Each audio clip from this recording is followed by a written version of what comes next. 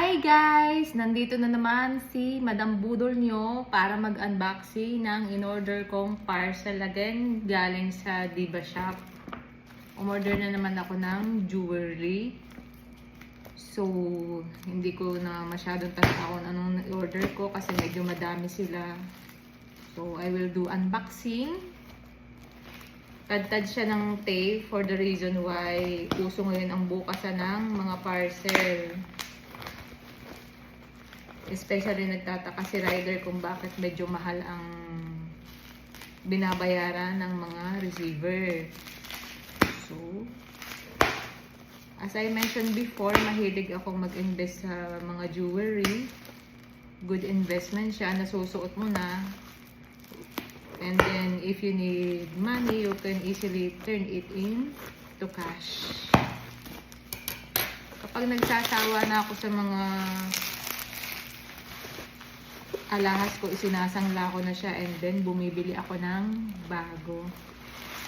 Kapag mga daily wear naman, mga lightweight lang yung aking sinusuot, pero solid siya.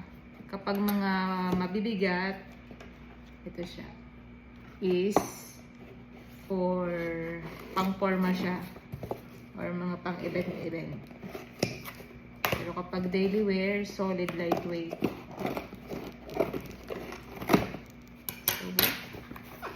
Yung box natin and parcel is napaka-sealed, ang daming bubble wrap.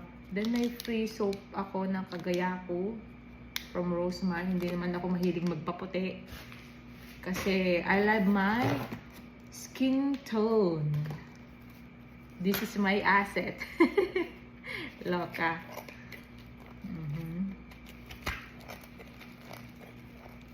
Grabe.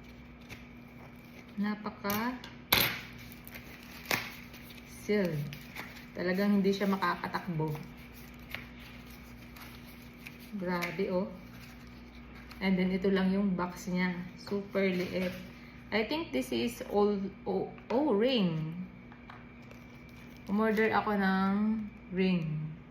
Size 4 siya. 0.061. Mamaya ako siya titimbangin if tama yung timbang niya. Kaya bumili ako ng Tanita. So, wow. Fit na fit sa size 4. So, this is my